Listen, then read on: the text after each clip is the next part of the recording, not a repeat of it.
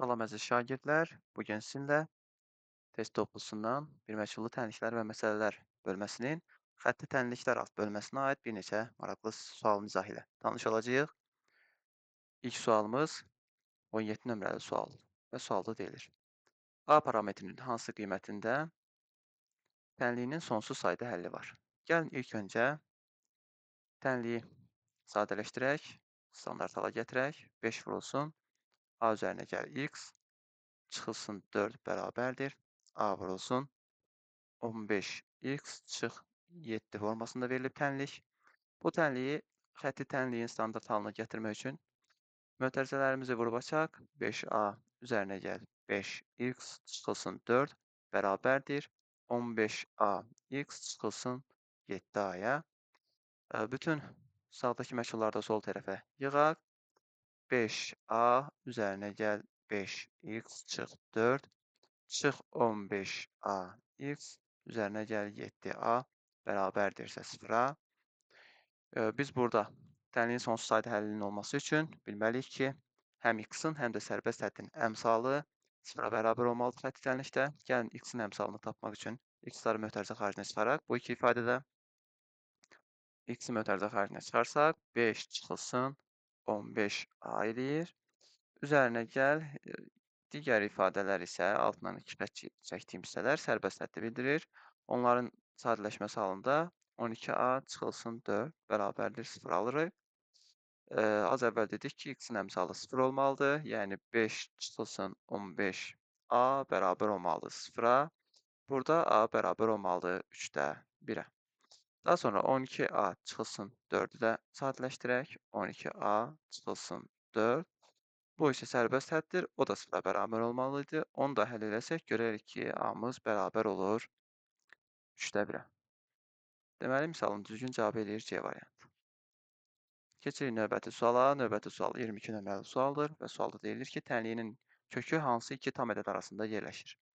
İlk əvvəl gəlin tənliyin kökünü tapmağa çalışaq. Tənlik belədir. X çıxılsın 0,9, üzərinə gəl kökdə 3, vurulsun 4 kök altındadır təbii ki bu. 4 çıxılsın kök altında 12 bərabərdir.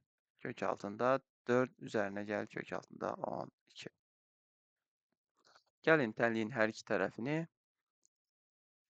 4 çıxılsın kökdə 12-yə bölək. Sadələşmə eləmək üçün kök altında 4 çıxılsın kökdə 12-yə bölək hər iki tərəfi. 4 çıxılsın kök altında 12-yə bölsək. Burada bizdə sol tərəfdə ixtisar gedəcək. Misalımız bu formanı alır. X çıxılsın 0,9 üzərinə gəl kökdə 3 bərabərdir. Sağ tərəfdə olan ifadəni bir qədər sadə şəkildə yaza bilərik. Necə? Biz bilməliyik ki, 4 üzərinə gəl kökdə 12-yə. Diqqətlə baxsaq, görərik ki, o ifadə kökdə 3 üzərinə gəl 1-in kvadratının açılışıdır. Muxtasarlama üsulu ilə. Oxşar qayda ilə məxrəcdəki ifadə kökdə 3 çıxılsın 1-in kvadratıdır. Və burada sadələşdirməni apara bilərik. Hər ikisi modulda çıxacaq. Cüt dərəcədəndir, lakin kökdə 3 üzərinə gəl 1 də, kökdə 3 çıx 1 də ikisi də müsbət ədədlər olduğuna görə onu birbaşa ilə açıram. Kökdə 3 üzərinə gəl 1 bölünsün kökdə 3 çıxılsın 1 formasını alır. Artıq tənliyimizi bir qədər də sadələşdirə bilərik. X çıxılsın 0,9 üzərinə gəl kökdə 3 bərabərdir. Sağda qalan ifadənin sürət və məxrəcin qoşmasına vuraq. Yəni, kökdə 3 çıx 1 vurulsun kökdə 3 üzərinə gəl 1 olacaq məxrəcdə. Sürətdə isə kökdə 3 üzərinə gəl 1-in kvadratı alınır. Bunu bir qədər də sadələşdirə bilərik biz. 4 üzərinə gəl 2 kökdə 3, məxrəcdə isə 2 alınır. Daha sonra x çıxılsın 0,9 üzərinə gəl kökdə 3 bərabər olur. Hər iki tərəfi 2-yə bölək məxrəc boyunca 2 üzərinə gəl kökdə 3-ə. Bərabərliyin hər iki tərəfində kökdə 3 var. Onları islah edə bilərik və 0,9-u sağ tərəfə atsaq x bərabər olur 2,9-a.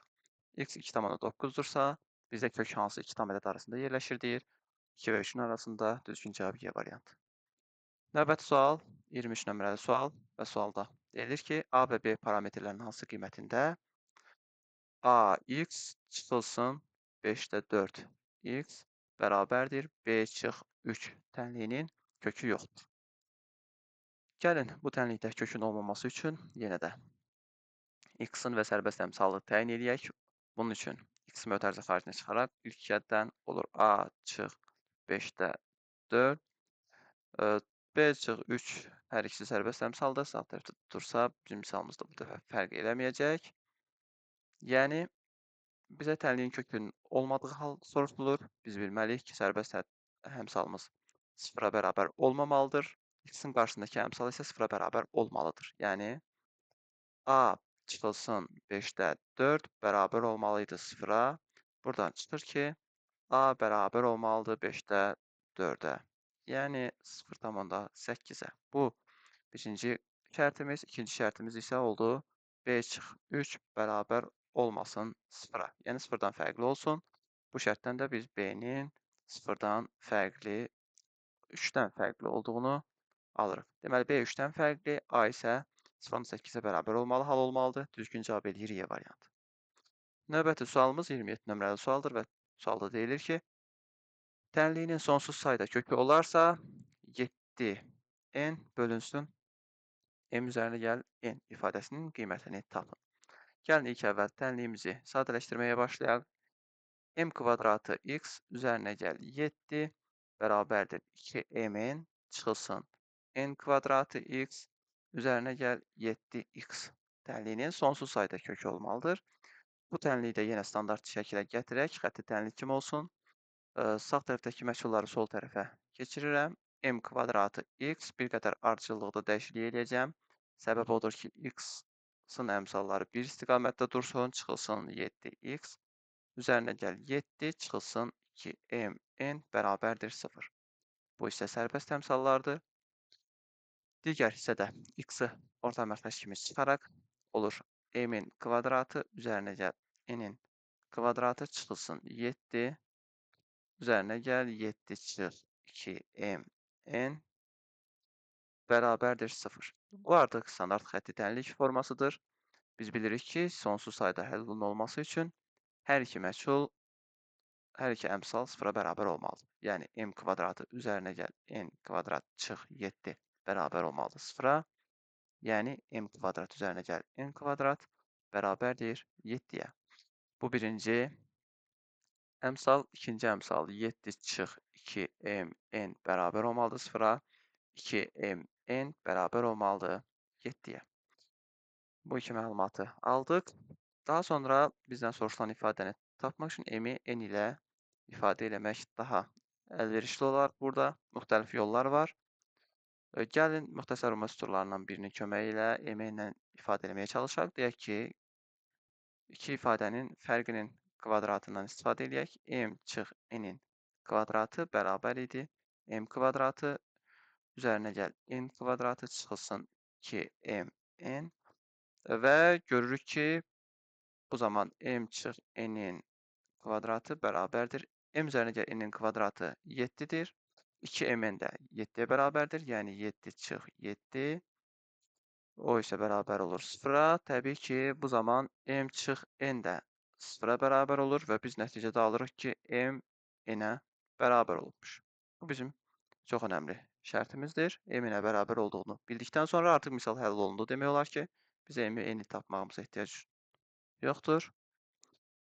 Misalda m-in yerinə yazacaq. Yəni 7n, aşağıda isə n üzərinə gəl n olacaq və bu isə 7n bölünsün 2n-ə bərabərdir. N-lərin ixtisarından sonra 7 bölü 2 düzgün cavab eləyir 3,5. Bununla da bu mövzuya aid olan sualların izahının sonuna çatdıq. Növbəti videolarda görüşənədək.